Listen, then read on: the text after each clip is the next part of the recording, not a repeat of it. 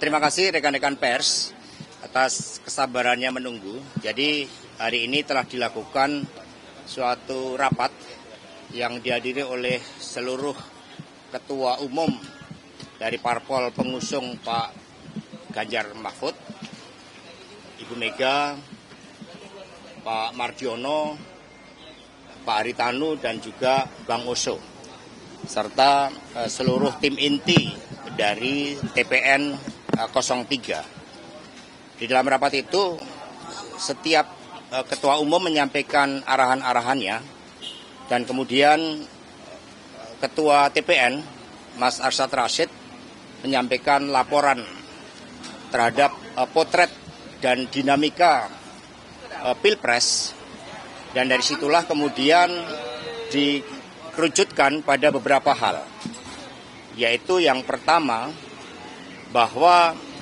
Pilpres tidak ditentukan oleh hasil quick count, tetapi melalui suatu proses rekapitulasi secara berjenjang, itu dari TPS bertingkat ke atas, sehingga seluruh saksi-saksi dari paslon 03 terus mengawal proses rekapitulasi itu, karena suara rakyat adalah suara Tuhan. Kemudian yang kedua, disampaikan berbagai temuan-temuan, baik yang disampaikan melalui para aktivis, para pejuang-pejuang pembela demokrasi, terhadap kecenderungan terjadinya rekayasa pemilu yang terutama dilakukan secara sistematis dari hulu ke hilir. Kemudian yang ketiga, dilakukan juga kajian-kajian terhadap beberapa pasal-pasal di dalam undang-undang pemilu tentang keterlibatan dari pejabat negara yang menurut undang-undang pemilu itu bertentangan. Dan kemudian dipaparkan seluruh aspek-aspek secara komprehensif dari hulu ke hilir, baik diawali dari rekayasa hukum di MK, kemudian di tengahnya itu berbagai bentuk intimidasi, penggunaan aparatur negara, kemudian politik anggaran yang secara nyata itu dipraktekkan untuk mendukung pasangan 02. Berbagai anomali pemilu itu telah menyentuh aspek legitimasi dari pemilu tersebut. Nah, karena itulah kemudian yang keempat, dibentuk tim khusus untuk melakukan suatu audit forensik. Dan tim khusus ini nantinya akan terdiri dari pakar hukum, pakar IT, kemudian juga demografi, dan setelah itu mereka-mereka yang memang punya pengalaman di dalam mengungkapkan bukti-bukti material agar apa yang menjadi ketentuan pelanggaran secara terstruktur, artinya melibatkan suatu kekuasaan masif itu dengan suatu orkestrasi yang menyeluruh dan sistematis dengan orkestrasi yang menyeluruh dan dampaknya adalah masif. Ya, sehingga tim khusus ini segera dibentuk, nama-nama sudah dikumpulkan, terdiri dari orang-orang yang punya kredibilitas tinggi dan juga punya suatu spirit di dalam menjaga marwah demokrasi yang berintikan kedaulatan rakyat, demokrasi yang ada etika politik, demokrasi yang tidak menghalalkan segala cara. Dan kita juga melihat bahwa berdasarkan analisis terhadap proses, memang ada beberapa elemen-elemen di dalam internal penyelenggara pemilu dan juga pengawas pemilu di dalamnya ada pelemahan-pelemahan secara sistematis pula. Demikian pokok-pokok dari rapat tadi, dan semua mencermati bahwa proses hukum ini harus dikedepankan karena kita negara hukum. Kemudian dikaji juga proses politik, baik yang ada di parlemen maupun juga proses-proses politik di dalam pencermatan terhadap seluruh tahapan pemilu itu sendiri. Tim khusus yang tadi itu dibentuk isinya adalah orang-orang TPN dan partai politik atau juga ada dari masyarakat sipil, Mas? Tentu saja pergerakan masyarakat sipil ini independen. Mereka merdeka, mereka bergerak karena tuntutan nurani. Banyak di antara mereka yang berasal dari kalangan akademis yang memang tidak rela melihat masa depan demokrasi kita dipertaruhkan dengan cara-cara seperti ini. Kami tidak mencampuri terhadap seluruh independensi dari pergerakan masyarakat sipil. Sehingga tim khusus ini itu lebih banyak itu berasal dari internal TPN ataupun pihak-pihak yang kemudian secara sukarela ingin memberikan pengetahuannya, pengalaman, kompetensinya di dalam mengungkapkan berbagai aspek-aspek terkait dengan pengungkapan anomali demokrasi ini. Mas Hasto, kabarnya Bu Mega mau ketemu Surya Paloh, Pak. Apakah udah ada rencana itu, Pak?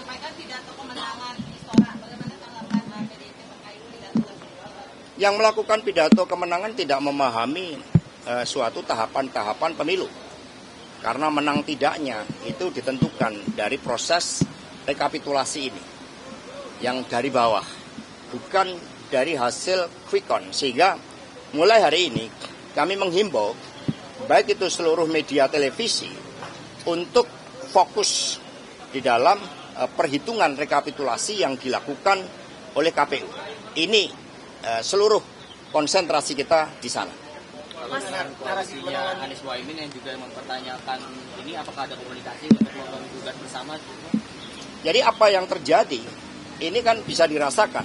Buktinya terjadi suatu perbedaan yang sangat tajam antara apa yang terjadi di dalam warga negara Indonesia yang di luar negeri, yang bebas dari bansos, bebas dari intimidasi, bebas dari pengawasan oknum-oknum aparat, dengan apa yang terjadi di dalam negeri.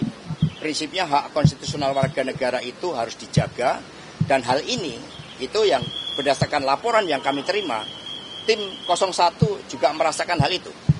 Tetapi masing-masing bekerja dengan independensinya masing-masing, dengan ruang lingkupnya masing-masing.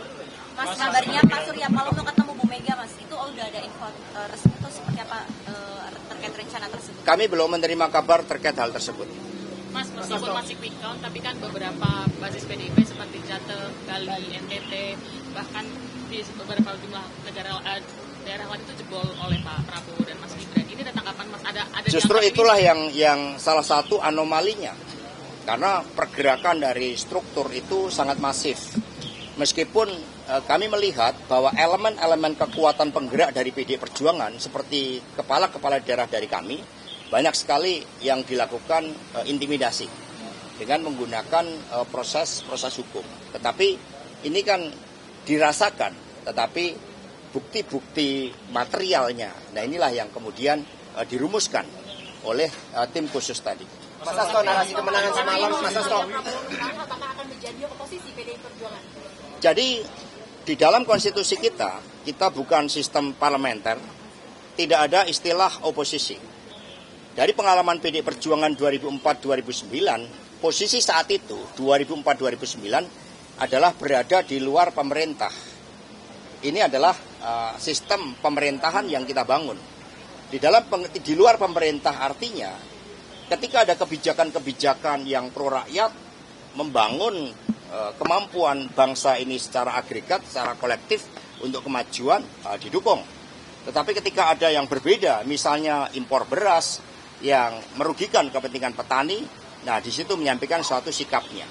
Nah terhadap sikap-sikap politik itu tentu saja belum tahapannya ke sana, karena tahapan saat ini adalah mencermati seluruh proses rekapitulasi penghitungan suara dari KPU yang nantinya akan dijadikan sebagai basis pengambilan keputusan terkait dengan penetapan pasangan calon terpilih. Mas Hasto, keunggulan Prabowo Gibran sementara ini disebut karena adanya Jokowi efek, Mas. Apa Mas Hasto setuju dengan itu? Jadi kita ini membangun people effect. Ya, kekuatan kolektif Indonesia sejak dulu tidak dibangun oleh kekuatan orang per orang, terlalu berbahaya kalau republik ini bertumpu pada kekuatan orang per orang. Sehingga yang ada adalah suatu penggunaan dari instrumen-instrumen negara dari hulu ke hilir. Mas Hasto, narasi kemenangan semalam ini juga ditutup dengan ajakan merangkul semua pihak, Mas. Nah, PDIP dari hasil real quick count ini menjadi salah satu partai yang kembali memenangkan pemilu. Apa sebenarnya respon dari ajakan rangkulan tersebut? Ya, sebenarnya apa yang ditargetkan oleh PDI Perjuangan untuk menang 3 kali berturut-turut terkait dengan PDI Perjuangan berdasarkan rekapitulasi internal kami mendapatkan kepercayaan rakyat. Tetapi tugas kami kan juga mendorong bagaimana partai-partai politik betul-betul mendapatkan suara sesuai dengan dukungan rakyat tanpa adanya suatu anomali atau suatu hambatan-hambatan secara sistemik terhadap upaya untuk mendapatkan suara dari rakyat itu. Nah, sehingga ketika ada pihak-pihak yang kemudian menyampaikan pidato kemenangan, menyampaikan berbagai janji-janji manis, tentu saja itu terlalu dini. Karena tahapan kita sekarang belum ke sana, kita mengawal bersama-sama agar suara rakyat betul-betul bisa dipertanggungjawabkan sesuai dengan apa yang dikehendaki rakyat. Artinya jika hasil pemilu ini tidak legitimate, berarti PDIP tidak akan merespon ajakan rangkulan tersebut, Mas? Ya, inilah yang akan menjadi tugas dari tim khusus. Karena seluruh indikasi dari fakta-fakta yang diangkat, ada persoalan terkait dengan legitimasi pemilu, terkait dengan legalitas calon yang saat ini masih ada gugatan di PT UN. Nah, sehingga kesemuanya itu dicermati dan nanti akan sampai tiba waktunya untuk menyampaikan suatu sikap politik terhadap keseluruhan hasil dari Pilpres ini. Karena berbeda antara Pilpres dan Pileg. Pilpres ini lebih kepada bagaimana tampilan tokoh-tokoh calon presiden dan calon wakil presiden kita.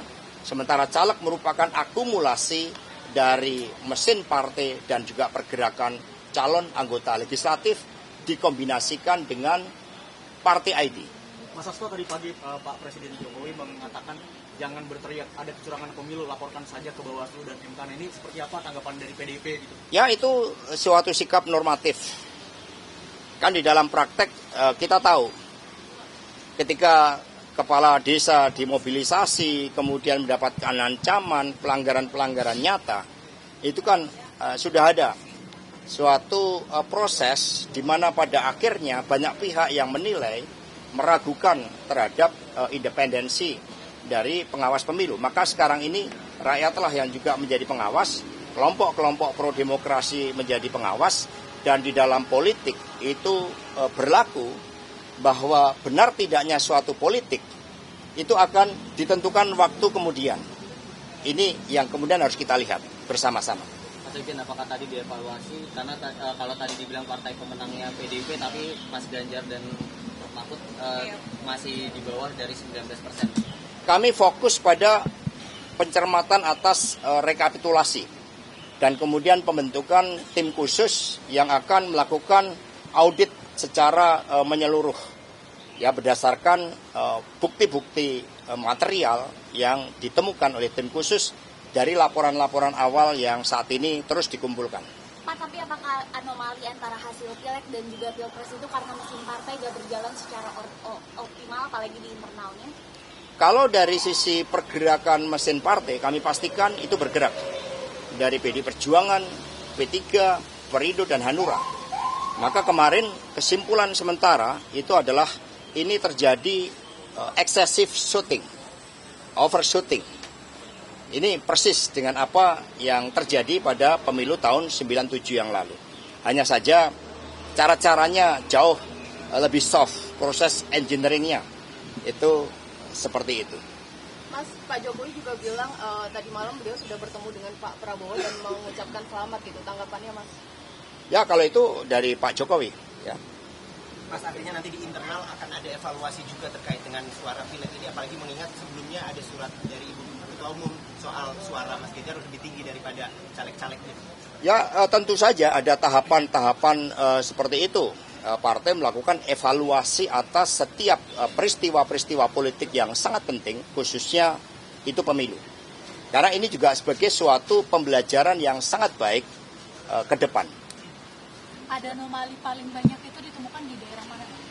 Ini menjadi tugas dari tim khusus, tetapi seluruh data-data yang kami kumpulkan nanti akan diberikan kepada tim khusus tersebut. Belum diputuskan siapa yang memimpin nanti, Mas? Nanti dibentuk oleh Pak Ganjar Pranowo dan Profesor Mahfud MD. Kebetulan Prof. Mahfud MD memiliki banyak pengalaman terkait dengan posisi beliau sebelumnya sebagai Ketua Hakim Mahkamah Konstitusi. Sehingga beliau bisa memberikan penjelasan tidak hanya dari aspek teknis, tapi juga rangkaian proses bagaimana persoalan terkait dengan pelanggaran terstruktur, sistematis, dan masif itu terjadi. Ya nanti akan diupdate. Berarti dipimpin langsung oleh Pak Ganjar dan Pak Mahfud? Oh tidak, ya Pak Ganjar, Prof Mahfud, ya dalam kapasitas sebagai pasangan calon, ya itu tetap ya menjalankan tugas-tugasnya, memberikan suatu arahan-arahan, direction kepada tim khusus ini.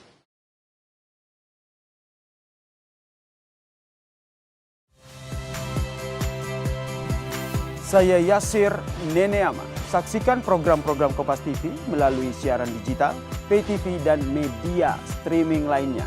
Kompas TV, independen, terpercaya.